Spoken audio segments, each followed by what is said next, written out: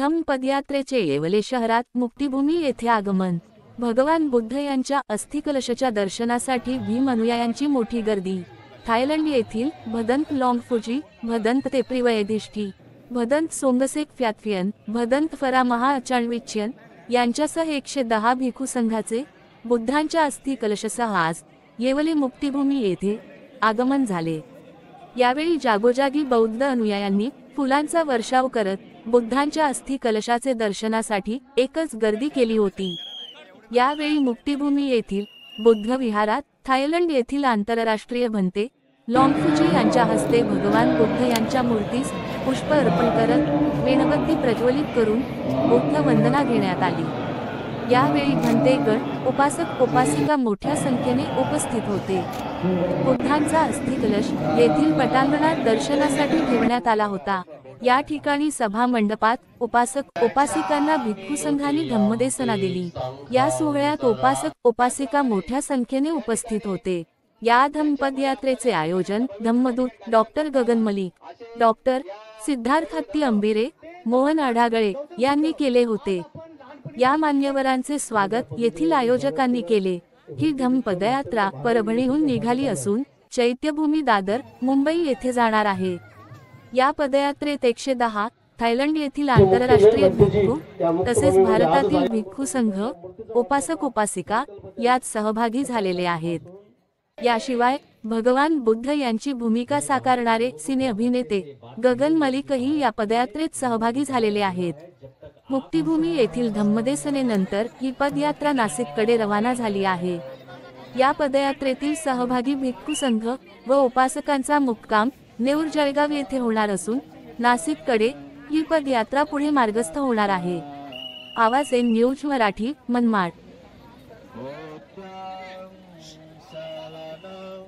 देश है धम्म यात्रा का, ये भारत में बुद्धिज़्म के लिए अवेयरनेस फैलाने का एक हमारी कोशिश कहिए, हमारी मुहिम कहिए कि हम चाहते हैं कि जो बुद्ध ने धम्म दिया है वो धम्म घर घर तक पहुँचे।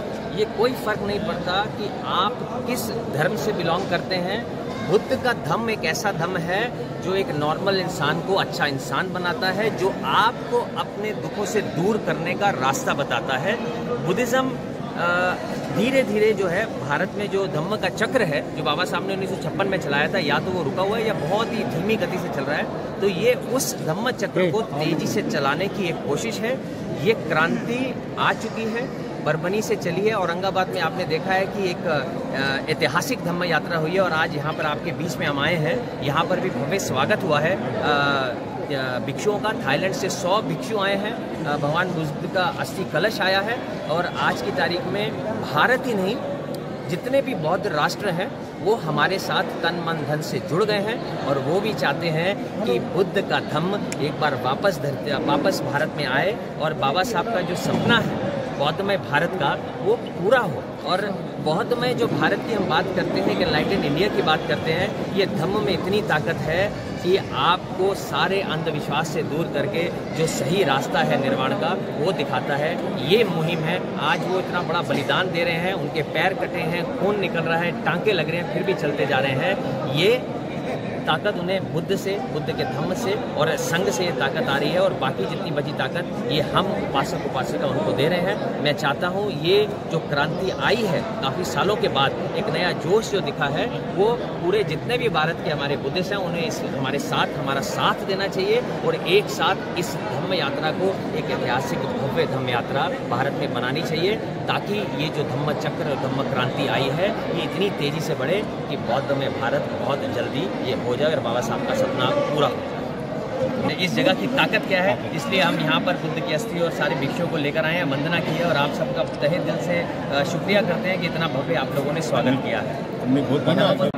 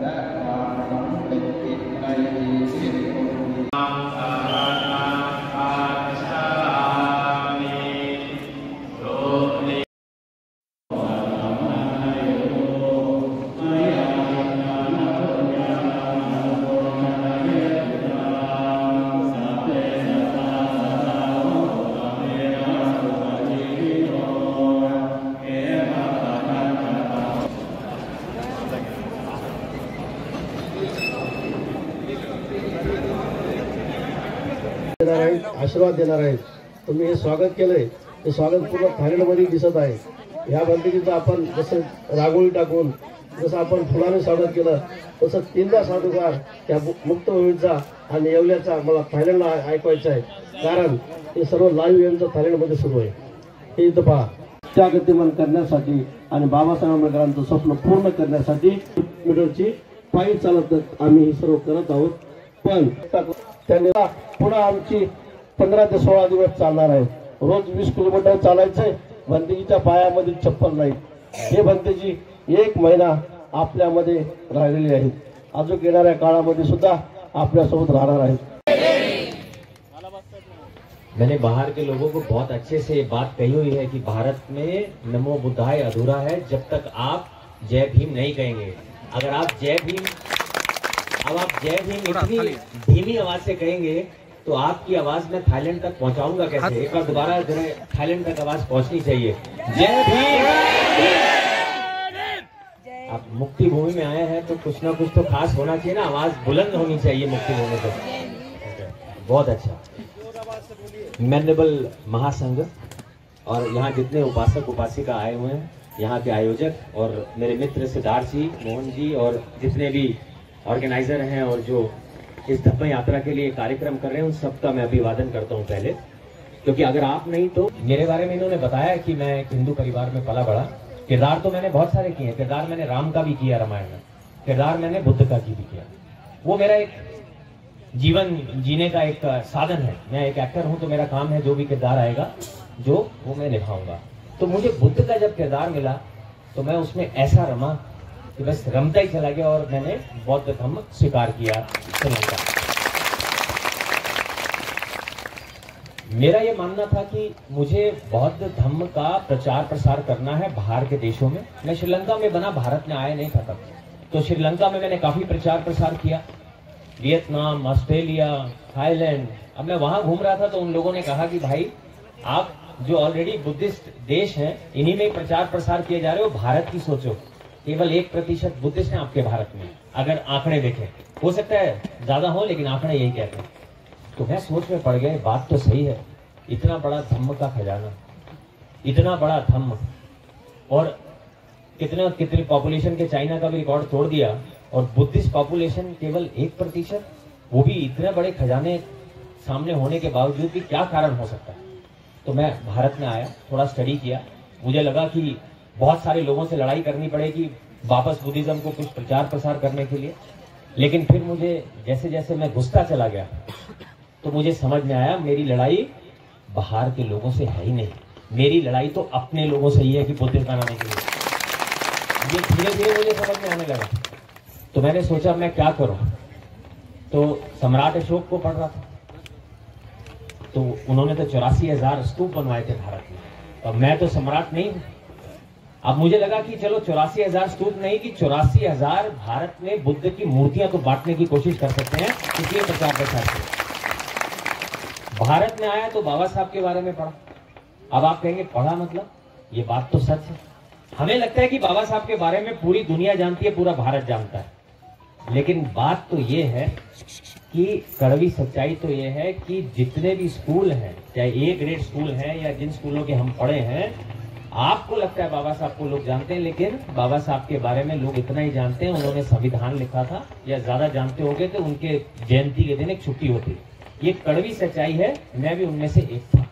लेकिन जब मैं यहाँ पर आया और उनकी जीवनी पढ़ी, उस महामानव की जीवनी जब मैंने पढ़ी तो मैंने उनको शत शत नमन किया कि आज भारत में बुद्धिज्म अगर जीवित है तो उसका कारण यही महामानव है, नहीं तो बुद्धिज्म कहता है.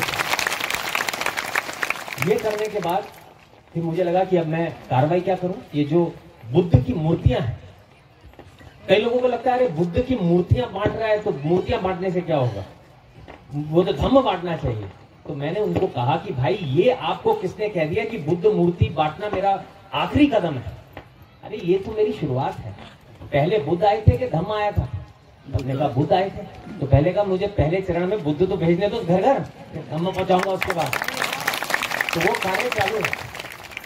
तो अब बात एकता की रही, चीजें आगे बढ़ने लगी. फाउंडेशन के माध्यम से भी काम किया और मैंने सोचा कि सिद्धार्थ जी से चर्चा हुई। अकेले मेरे में इतनी ताकत नहीं कि मैं इतनी बड़ी धम्म यात्रा निकाल सकूं। ये भाई ने मेरे ऊपर हाथ रखा कि मैं रीढ़ की हड्डी, पीछे सपोर्ट है, चलो लेके चलूंगा। तो इनका बहुत बहुत अभिवादन है सिद्धार्थ जी बैठी तो आगे बढ़ा। तो मुझे लगा कि कुछ ऐसा करना चाहिए कि जो धम्म चक्र है वो गतिमान होना चाहिए। हम धम्म चक्र प्रवर्तन दिन में जाते तो है, सभी जाते हैं, लेकिन हम क्या करने जाते हैं? हम बाबा साहब का शुक्रिया करने जाते हैं, उनको रेस्पेक्ट देने जाते हैं, उनको ट्रिब्यूट देने जाते हैं। लेकिन आपको लगता है कि वहां जाकर बाबा साहब को धन्यवाद करना, उनको ट्रिब्यूट देना, क्या बस उतना ही हमारी कर्तव्य, उतना ही हमारा ड्यूटी है कि और भी कुछ बाकी है? बाबा साहब ने कहा था ये जो धम्म चक्र मैं चला रहा हूं इसको गतिमान करते रहना। वो कौन करेगा? बस जो चक्र सामने खड़ा है या स्लो चल रहा है उसको हम जाते हैं हर साल ट्रिब्यूट देके आते हैं। इससे काम नहीं चलने वाला और क्रांति बार बार नहीं आती। तो अब हमने ये संकल्प किया कि अब हम एक नई क्रांति लाएंगे। ये जो धम्म यात्रा है, ये धम्म यात्रा आप सबको जोड़ने की धम्म यात्रा है। अब यहाँ पर ये कोई पॉलिटिकल मंच नहीं है। ये जहां पर एक एक इंसान जो आया है वो दिल से आया है। ये जो धम्म की जो फीलिंग है ये मैं पूरे भारत के बुद्धिस्ट लोगों में जगाना चाहता हूं ताकि वो एक हो सके। और आपको मैं बता दूं, ये आपको लगता है कि 1% है, लेकिन बाबा साहब को मानने वाले 35% हैं भारत में। सोचो, जब 35% पॉपुलेशन अगर बुद्धिस्ट हो गई तो आप समझ लीजिए वोट जो डालने आते हैं वो ज्यादा 50% ही आते हैं। कोई बड़ी बात नहीं होगी अगर हम सब लोग जुड़ गए, सारे बुद्धिस्ट लोग, तो शायद भारत का एक दिन प्रधानमंत्री भी बुद्धिस्ट ही दिखेगा आपको। बाबा साहब ने तो वो मकाम हासिल कर ही लिया। आज मैं आपसे किसी से भी बात करता हूं ना तो बड़े दिल से कहते हैं मेरे बाबा साहब, अरे मेरे बाबा साहब है, मेरे बाबा साहब है। जब कार्यक्रम की बात आती है, अगर छोटा सा भी कार्यक्रम होता है तो उसमें तेरा मेरा हो जाता है। या ऊपर गया हूं तो नीचे आया हूं, इसमें भी मुझे लगा कि तेरा मेरा हो गया थोड़ा बहुत। लेकिन जिस दिन हमारी सोच ये होगी कि हर कार्य धम्म का कार्य है, वो भी मेरा ही कार्य है क्योंकि मैं बुद्धिस्ट हूं, उस दिन बौद्ध में भारत की आप सोचना शुरू कर देना। ये एक बहुत बड़ी मुहिम है, बहुत बड़ी क्रांति लाने की हमारी कोशिश है। जिस तरीके से आप सब लोग आज जुड़े हैं, जिस तरीके से स्वागत किया है, ये स्वागत पूरे बौद्ध राष्ट्रों में जाने वाला है। ये जो हो रहा है सिर्फ यही नहीं हो रहा, यही खत्म नहीं होने वाला। हम जो तालाब में जी रहे हैं उस तालाब से निकालकर मैं सबको समंदर में लाना चाहता हूं। मेरा सपना है क्रिश्चियन बेस स्कूल हुआ तो सेंट मैरीज में भेजना है, सेंट उसमें भेजना है, बच्चा अच्छा पढ़ के आएगा। वहां पे पढ़ाई एकेडमिक होती है लेकिन प्रेयर तो सुबह क्रिश्चियन की जाती है। हिंदू बेस स्कूल है, मुस्लिम बेस स्कूल है, सिख बेस स्कूल है, सारे ए ग्रेड की बात कर रहा हूं। और बुद्धिस्ट बेस्ड ए स्कूल की तरह है। बुद्धिस्ट बेस्ड तो छोटे छोटे स्कूल देखे मैंने आज तक। अगर बुद्धिज्म में तो ताकत इतनी है कि अगर बुद्धिस्ट बेस्ड स्कूल खड़ा हो जाए तो सारे स्कूल हिल जाएंगे। उसका एग्जाम्पल दे देता हूं आपको। बाबा साहब को साथ बैठने उठने पढ़ने नहीं दिया गया, सभी जानते हैं। कितनी प्रताड़ना उन्होंने सही है ये भी आप सभी जानते हैं। लेकिन उस अकेले महामानव ने ऐसा इतिहास रचा कि उसी देश का संविधान लिख दिया जहां उन्हें साथ पढ़ने लिखने नहीं दिया गया। उतना ही नहीं, वो मकाम हासिल कर दिया कि अभी एक फोटो लगा तो दो आप उनकी कहीं पर। हमारे देश के नहीं, बड़े बड़े प्रधानमंत्रियों के सर उनकी सिर्फ फोटो के आगे झुकते हैं बाबा साहब। तो सोचो अगर A grade Buddhist school, A grade media में हम नहीं दिखते। हमारे जो चैनल है प्रेस के, वो छोटे छोटे यूट्यूब चैनल बने हुए हैं, मेरा चैनल, ये मेरा चैनल, हम ए ग्रेड में कमाएंगे। जो हमारे बुद्धिस्ट स्कॉलर है उसका कोई मुकाबला भी नहीं कर सकता। तो मैं बहुत लंबा, बातें तो बहुत है दिल की, लेकिन इतना समय भी नहीं है। लेकिन इसलिए ये छोटे में मैं समझाना चाहता हूं कि अब सोच को बढ़ाने का समय आ गया है, आपस में जुड़ने का समय आ गया है। अगर आप वाकई में चाहते हैं कि एक बुद्ध क्रांति आए, एक बौद्धमय भारत बने, तो एक दूसरे का साथ दें और अपनी सोच को तालाब से निकालकर समुद्र में लेके जाएं। अभी भारत के 1% बुद्धिस्ट हैं, लेकिन आपसे वादा है आने वाले समय में सारे बौद्ध राष्ट्रों को जोड़ दूंगा और ऐसा लगेगा भारत के साथ कि ये भारत ही बौद्ध में होगा। ये सारे भिक्षु, सभी भिक्षु जो है क्या कहते हैं, अभी तक इनसे मैंने पूछा भारत गए हैं, कोई 2 बार, कोई 3 बार। अभी भी पूछूंगा तो बोलेंगे हाँ मैं गया हूँ 2 बार, लेकिन वही 4 धाम में जा रहे हैं। बोध गया जाएंगे, वाराणसी जाएंगे, लुम्बिनी जाएंगे या सारनाथ जाएंगे, लेकिन इनका रुख बदला गया। पिछले कई सालों से मैंने इन सबका रुख बदल दिया कि आप वहां मत जाइए, जरूर वो तो बुद्धिस्ट वहां दिखेंगे ही आपको, इंटरनेशनल बुद्धिस्ट आप भी जाते हो, आप प्रे करके वापस आते हो। भारत को अगर बौद्ध में बनाना चाहते हो, भारत के सही बुद्धिस्ट देखना चाहते हो, बाबा साहब के बच्चे देखना चाहते हो, तो अपना रूप बदलो। और आज एवला में उन्होंने देख लिया, जो आपको यहाँ देखा है वहां जाके ये बताने वाले हैं। लेकिन हमें ये हमारे लिए पूजनीय है।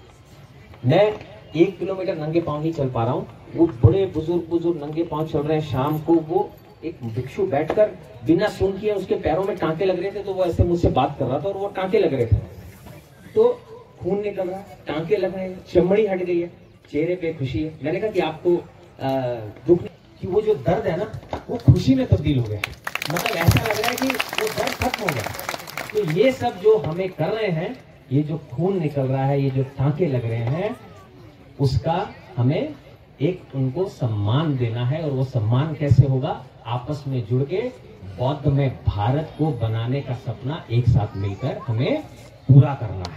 यही हमारा इनका सम्मान होगा। और एक बोल रहे हैं कि हम सबको बहुत गर्व होना चाहिए, खुशी होना चाहिए, गौरवान्वित होना चाहिए कि इतने बड़े विद्वान हमारे तथागत बुद्ध को जन्म बुद्ध भूमि में हुआ, इंडिया में हुआ, ज्ञान की प्राप्ति बुद्ध भूमि में, भारत में हुआ। हम सबको गर्व होना चाहिए। साधु साधु। कहते हैं कि हम लोग बौद्धिस्ट हैं, लेकिन भगवान बुद्ध थाईलैंड में नहीं जन्म लिए, थाईलैंड में ज्ञान की प्राप्ति नहीं हुआ, लेकिन इंडिया में हुआ। लेकिन गर्व से कहते हैं कि हम बौद्धिस्ट हैं और बौद्ध भिक्षु हैं। ประเทศไทยเป็นประเทศเล็กๆเหมือนเรามาที่นี่มาได้อยู่ในท่ามกลางหมู่ญาติ बोल रहे हैं कि थाईलैंड बहुत छोटा सा देश है, लेकिन हम जब यहाँ आते हैं तो लगता है सब एक परिवार के जैसे है। बुद्ध भूमि पूरा हमारा परिवार है, पूरा हमारा घर है।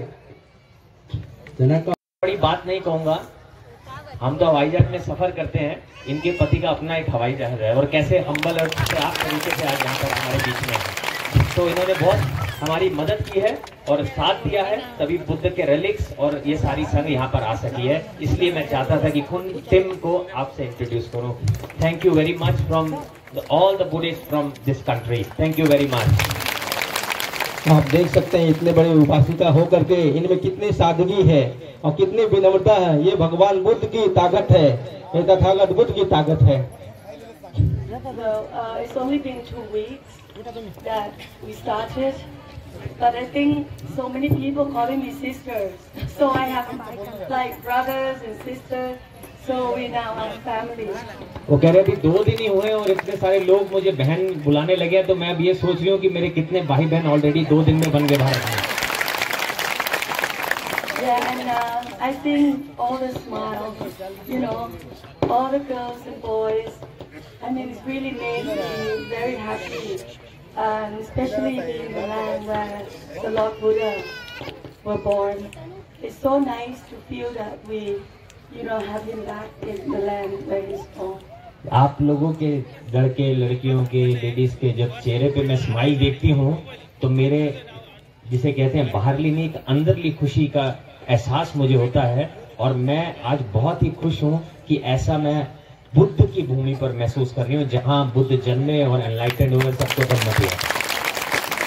I was saying that we all are learning every day, and what Phra Kun Chao, Phra Chanton, and all the monks and the nuns have been showing us for the past 2 weeks is something that I think there's no words. They don't have to say any words. They just do it, and then you can see and you can feel from your heart. हम लोग रोज ही सीख रहे हैं कुछ ना कुछ, हम जीवन में सीखते रहते हैं। और जो बलिदान ये भिक्षु दे रहे हैं, इनको शब्दों में बयान नहीं किया जा सकता। ये आप देख ही रहे हैं वो हमारे लिए क्या कर रहे हैं, तो उनका भी मैं तहे दिल से शुक्रिया करती हूँ। So in 2 weeks, that's going to be the end of these 30 days. we all going to be leaving to Thailand or to somewhere else, but I'm sure that we all have left something in your heart that you will remember. And maybe this is just the beginning of a very long journey together. Thank you, Khun Kanagan. 2 हफ्तों में ये यात्रा समाप्त होगी चैत्य भूमि पर। हम अपने वहां चले जाएंगे, लेकिन उम्मीद करती हूँ कि आपके दिलों में कुछ न कुछ अच्छा प्यार हम लोग जो है वो छोड़कर जाएंगे, और ये यात्रा की समाप्ति नहीं होगी, ये एक नई यात्रा की शुरुआत होगी। इसके साथ मैं अपनी स्पीच खत्म करती हूँ। आपको बहुत बहुत सबका धन्यवाद। सिद्धार्थ जी, मोहन जी, सबका शुक्रिया करते हैं जिन्होंने इनका काफी ध्यान रखा, और मेरा भी शुक्रिया कर रहे हैं कि आपने शुरुआत की। धन्यवाद।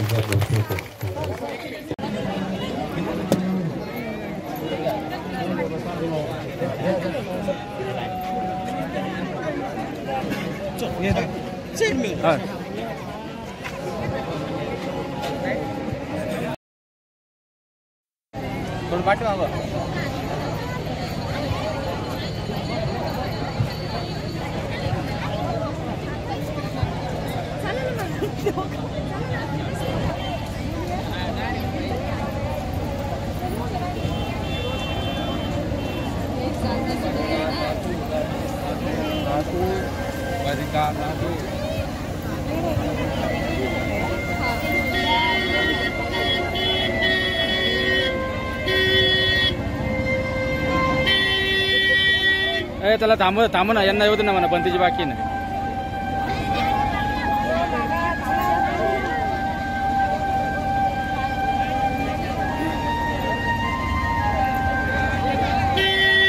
कदरून